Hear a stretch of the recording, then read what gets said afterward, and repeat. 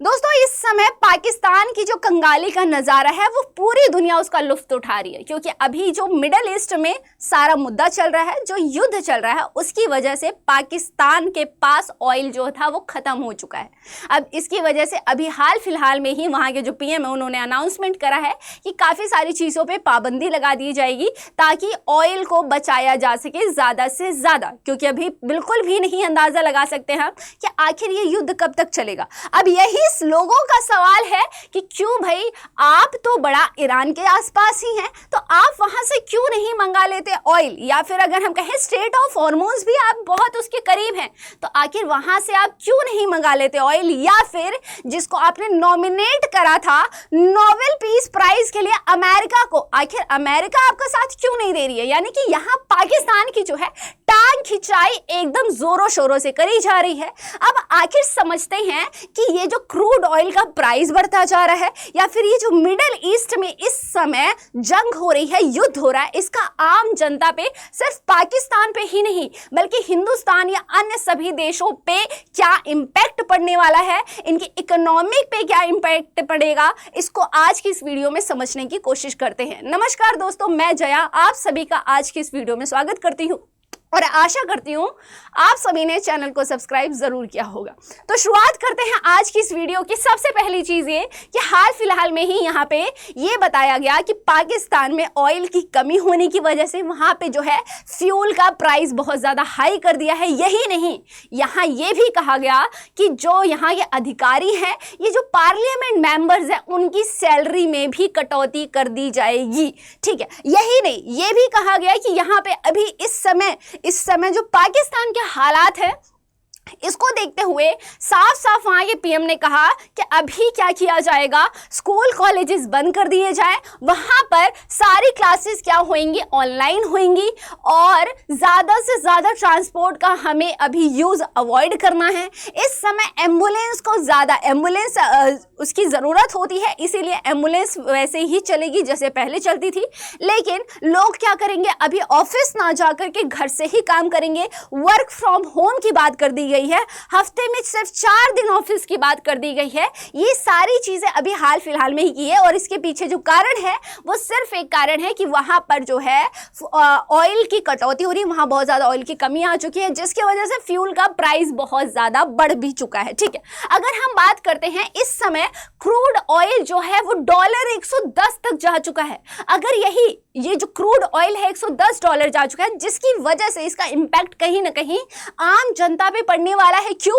क्योंकि यहाँ महंगाई में बढ़ोतरी होने जा रही है। अब धीरे धीरे करके कहीं ना कहीं पेट्रोल के दाम बढ़ते जा रहे हैं, आम जनता को इन सभी चीज़ों का बहुत ज़्यादा नुकसान हो रहा है। सॉरी, अभी क्या हो रहा है, फ्यूल प्राइसेस हो रहे हैं, इन्फ्लेशन हो रही हैं, और अगर हम करें इस पे सबसे ज़्यादा जो इम्पैक्ट पड़ रहा है इन सभी चीज़ों का, वो पड़ रहा है आम जनता पे। क्योंकि अगर हम इस समय बात करें जो यहाँ क्रूड ऑयल की, तो वो $110 तक चला गया है। यही नहीं, अगर मैं आपको पूरे डेटा दिखाऊं कि इस समय पहले कितना था, जून जुलाई में कितना था, उन सभी पे हम बात करेंगे। लेकिन इस समय पाकिस्तान की जो हालत है वो तो मतलब भाई एकदम ही क्या ही कह सकते हैं। इस समय जो पाकिस्तान पे फ्यूल का रेट है वो करीबन 350 लीटर तक पहुंच चुका है, ₹350 यानी 335 लीटर तक का पहुंच चुका है। ठीक है, अगर हम यही अब पूरे डेटा अगर मैं आपको दिखाना चाहूं कि आखिर जो आपका ये क्रूड ऑयल का पूरा डेटा था वो क्या था, पहले कितना था, तो इस समय क्या है, ये $110 तक का पहुंच चुका है। ठीक है, अब इसमें बढ़ोतरी भी होती जा रही है। मई जुलाई की अगर हम बात करते हैं तो ये 70 से 75 तक था, सितंबर दिसंबर से लेके 60 से 65 तक था, लेकिन अचानक से इसमें इतनी ज्यादा बढ़ोतरी होती है सिर्फ इस जंग के कारण, इस युद्ध के कारण, जो 60 से 65 से सीधा जाके 110 हो जाता है, करीबन कहिए कि सीधा उसका डबल होने जा रहा है। ठीक है, अब इसका इंपैक्ट जो है किस पे पड़ेगा, तो बहुत जाहिर सी बात है कि इन सारी चीजों का, अगर क्रूड ऑयल महंगा होगा, फ्यूल महंगा होगा, पेट्रोल महंगा होगा, गैस, हर चीजें धीरे धीरे करके महंगी होने लगेगी, जिससे आम जनता पे, या मैं कहूँ जो मिडिल क्लास है, उन पे बहुत ज्यादा इंपैक्ट पड़ने वाला है।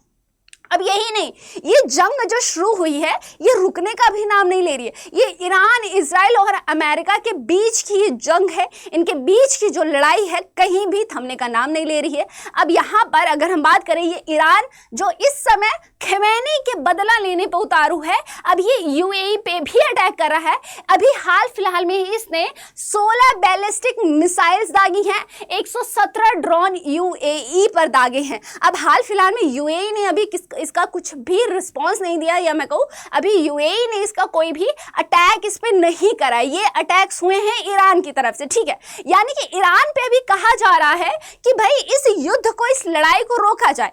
अमेरिका, अब ईरान ने कहा है कि अमेरिका के रोकने से तो हम नहीं रुकने वाले, हमने खमेनी का बदला लेना है, इसीलिए ये युद्ध तो अब तब रुकेगा जब हम चाहेंगे, और हम नहीं चाहेंगे तो ये युद्ध बढ़ता जाएगा। और कहीं ना कहीं अगर ये युद्ध इसी तरह से बढ़ता रहा या और ज्यादा क्रूर रूप लेता गया तो कहीं ना कहीं इसका असर पूरी दुनिया पे देखने को मिलने वाला है। क्योंकि अगर हम बात करें अभी हाल फिलहाल में ही अमेरिका ने भी इनके जो ऑयल का, ये जो यहाँ पर मैं कहूँ ये जो ऑयल की कंपनी है यहाँ पर अटैक करा है, ये जो ऑयल रिफाइनरी कंपनी है इस पर भी अटैक करा है, इसको ख़त्म करने की कोशिश की। इस पर क्या किया, अमेरिका ने अटैक करा है, जिसका आप देख सकते हैं हाल क्या है, ठीक है। अभी तेहरान पे भी क्या हुआ है, तेहरान पर भी अभी एसिड अटैक, मतलब कि एसिड अटैक हुआ है, या मैं कहूँ वहाँ से क्यों, क्योंकि जो इस समय जैसे कि ऑयल रिफाइनरी जगह जो है, जो कंपनी है वहाँ पे अटैक हो रहा है, तो कहीं ना कहीं इतना ज़्यादा जो धुआं हो रहा है, जो आसमान में जा रहा है, उसका इम्पैक्ट कुछ तो होगा उसका,